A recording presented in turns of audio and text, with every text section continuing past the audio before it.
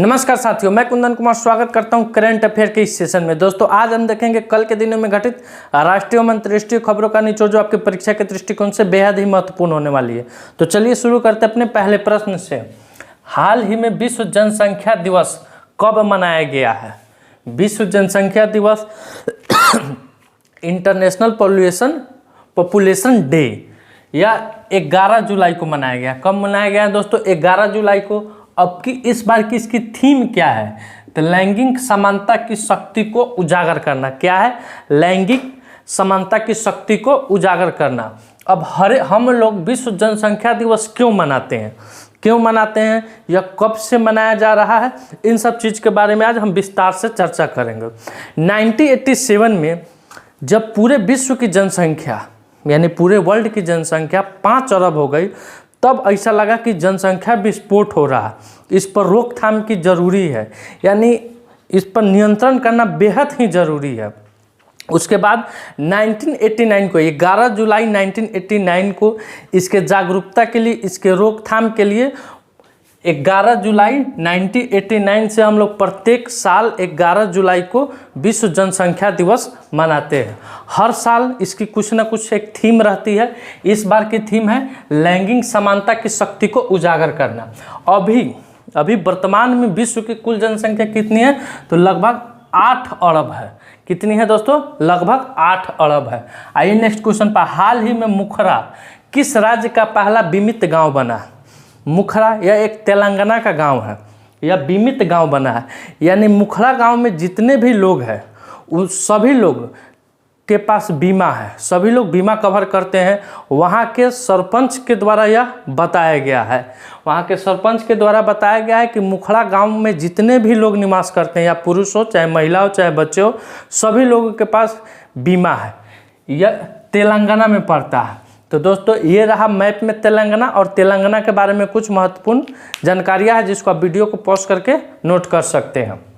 हाल ही में एस जयशंकर ने राज्यसभा चुनाव के लिए कहाँ नामांकन दाखिल किए हैं? तो यह गुजरात में किए हैं। अभी बीजेपी के 3 राज्यसभा सदस्यों का राज्यसभा की सदस्यता समाप्त होने वाली, यानी उनकी जो कार्य सीमा की अवधि 6 वर्ष पूरी हो गई है।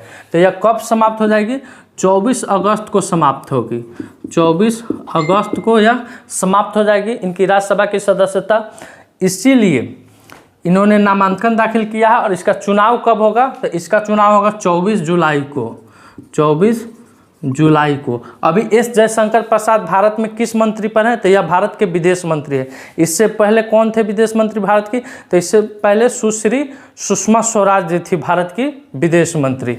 और उनका एक कथन था कि अगर इंडिया का कोई व्यक्ति चांद पर भी फंसा रहेगा तो हम वहाँ से भी लाने का काम करेंगे। आइए नेक्स्ट क्वेश्चन पर। हाल ही में भारत ने जून 2024 तक किस देश के साथ आलू की आयात को मंजूरी दी है? तो यह अपना पड़ोसी देश है भूटान। भूटान के साथ जून 2024 तक आलू की आयात को मंजूरी दे दी है। भूटान की राजधानी कहाँ है? थिम्पू है। भूटान की मुद्रा क्या है? नलगुट्रम है। आइए नेक्स्ट क्वेश्चन पर।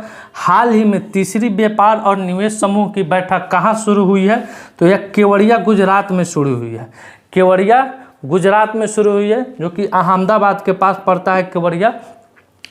केवड़िया में आप बता सकते हैं क्या है? तो केवड़िया में स्टैचू ऑफ यूनिटी है। क्या है दोस्तों? स्टैचू ऑफ यूनिटी है, जो आप चित्र में देख रहे हैं। सरदार वल्लभ भाई पटेल जी की यह विशालकाय प्रतिमा है, जो विश्व की सबसे ऊंची प्रतिमा है। विश्व की सबसे ऊंची प्रतिमा है। इसकी ऊंचाई कितनी है? 182 मीटर। इसकी ऊंचाई कितनी है? 182 मीटर है। इसे कब खोला गया? तो यह 31 अक्टूबर 2018 को इसे आम जनों के लिए खोल दिया गया, यानी आम पब्लिक के लिए इसको खोल दिया गया। 31 अक्टूबर को ही क्यों खोला गया? क्योंकि 31 अक्टूबर को भारत के भूतपूर्व गृह मंत्री सरदार वल्लभ भाई पटेल जी का क्या है? जन्मदिन है। क्या है? जन्मदिन। इसमें कुल लागत, यानी इस स्टैचू के निर्माण में कुल लागत कितनी आई थी? कुल लागत 3,000 करोड़ रुपया आए थे। 3,000 करोड़ रुपया आए थे। जो अभी चंद्रयान 3 14 जुलाई को लॉन्च होने वाला है, उससे 5 गुना बजट इसका है। कितना है? 5 गुना, लगभग 5 गुना बजट इसका है। इसके कलाकार कौन थे, यानी इसके वास्तुकार कौन थे, इसको डिजाइन किसने किया था? तो राम सुतार ने इसको डिजाइन किया गया था। तो दोस्तों आप इसको नोट कर लीजिए। आइए नेक्स्ट क्वेश्चन पर। हाल ही में लक्ष्य सेन ने कौन सा खिताब जीता है? तो यह कनाडा ओपन बैडमिंटन का खिताब लक्ष्य सेन के द्वारा जीता गया, इसमें उप विजेता कौन रहा है? तो चीन के खिलाड़ी हैं जो उप विजेता रहे हैं। दोस्तों आप इसका स्क्रीनशॉट ले सकते हैं। आइए दोस्तों नेक्स्ट क्वेश्चन से शुरू करते हैं। हाल ही में भारत ने किस देश में भारतीय आम महोत्सव यानी आम रस का उद्घाटन किया है? तभी आम का सीजन चल रहा है और भारत में पर्याप्त मात्रा में आम पाया जाता है। क्या पाया जाता है? पर्याप्त मात्रा में आम पाया जाता है। और यहाँ के राज्य मंत्री दिनेश प्रताप सिंह जी के द्वारा रूस में जो भारत का एम्बेसी है, वहाँ पे भारतीय आम महोत्सव आम रस का उद्घाटन किया जाएगा, जिसमें उत्तर प्रदेश के 5 किस्म के जो आम है उसको यहाँ पर रखा जाएगा, जिसके वहाँ के लोग इसका स्वाद का लुत्फ उठा सके। आइए नेक्स्ट क्वेश्चन पर। हाल ही में भारत और किस देश ने स्थानीय मुद्राओं में व्यापार समझौता शुरू किया है? तो यह तंजानिया किया है। कौन सा देश किया है दोस्तों? तो यह तंजानिया किया है। पहले क्या होता था ना कि ये जो मुद्रा में व्यापार होता था यह डॉलर में होता था। किस चीज़ में होता था? डॉलर में होता। अब होगा यह रुपया में होगा। किस चीज़ में होगा? रुपया में होगा। तो यह किसके साथ शुरू हुआ? तंजानिया के साथ शुरू हुआ। अब तंजानिया कब स्वतंत्र हुआ था? तो 1961 ईस्वी में स्वतंत्र हुआ था। वहाँ भी अंग्रेज का शासन था, तंजानिया में भी अंग्रेज का शासन था। एक नेपाल ही ऐसा जगह है जहाँ अंग्रेज ने शासन नहीं किया था। बाद बाकी विश्व के हर एक क्षेत्र पर, अमेरिका में भी हर एक जगह अंग्रेज का हुकूमत रहा है, अंग्रेज का शासन रहा है। इसकी राजधानी कहाँ है? तो डोडोमामा है। इसकी राजधानी कहाँ है? डोडोमामा है। इसकी जनसंख्या कितनी है? 6.36 करोड़। कितनी है जनसंख्या? 6.36 करोड़। भाषा क्या है? स्वाहिली अंग्रेजी। तंजानिया की भाषा, आधिकारिक भाषा क्या है? स्वाहिली अंग्रेजी। आइए नेक्स्ट क्वेश्चन पर। हाल ही में ग्लोबल फायर पावर के अनुसार किस देश की सेना सबसे शक्तिशाली है? यानी अभी एक ग्लोबल फायर पावर है जो सैन्य के आंकड़ों को निर्धारित करती है। तो इसके अनुसार किस देश की सेना सबसे शक्तिशाली है? तो यह यूएसए की सेना सबसे शक्तिशाली है।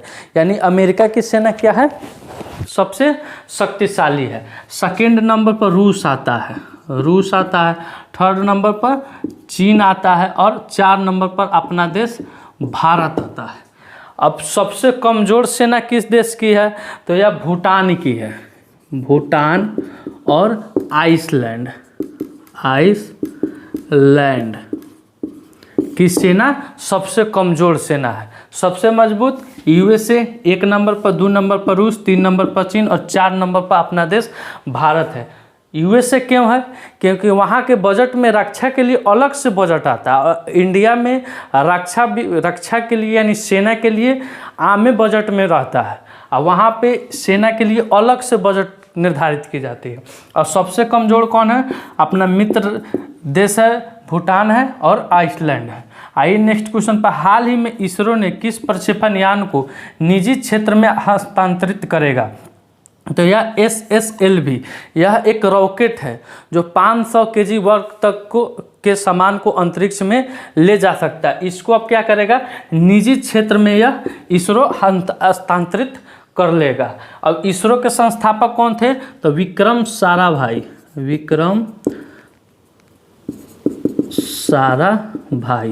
इसकी स्थापना कब हुई थी? 15 अगस्त 1969 को। अभी इसके अध्यक्ष कौन है? तो S सोमनाथ। इसका मुख्यालय कहाँ है? तो बेंगलोर है, बेंगलुरु में है। हाल ही में नेवल एयर स्टेशन पर LRMR हैंगर और डिस्पार्सल का उद्घाटन किया गया है। तो यह अनिल चौहान जी के द्वारा, CDS है, अनिल चौहान जी के द्वारा इसका उद्घाटन किया गया। भारत के पहले CDS कौन थे? तो जनरल बिपिन रावत थे, जिनका एक हेलीकॉप्टर दुर्घटना में शहीद हो गए। वे भी शहीद हुए, उनकी पत्नी भी थी, और इनके अलावा 2 पायलट और 12 अन्य सैन्य अधिकारी शहीद हो गए थे। तो इसका आंसर क्या होगा? अनिल चौहान हो जाएगा। दोस्तों आप इसका स्क्रीनशॉट ले सकते हैं। दोस्तों आज का सेशन मेरा यहीं समाप्त हुआ। अगर वीडियो आपको अच्छा लगा हो तो वीडियो को लाइक करें, चैनल को सब्सक्राइब करें, और कुछ कमी दिख रहा हो तो कमेंट बॉक्स में जाकर अपना सुझाव ज़रूर व्यक्त करें। मिलते हैं आपसे अगले वीडियो में। धन्यवाद। भारत माता की जय।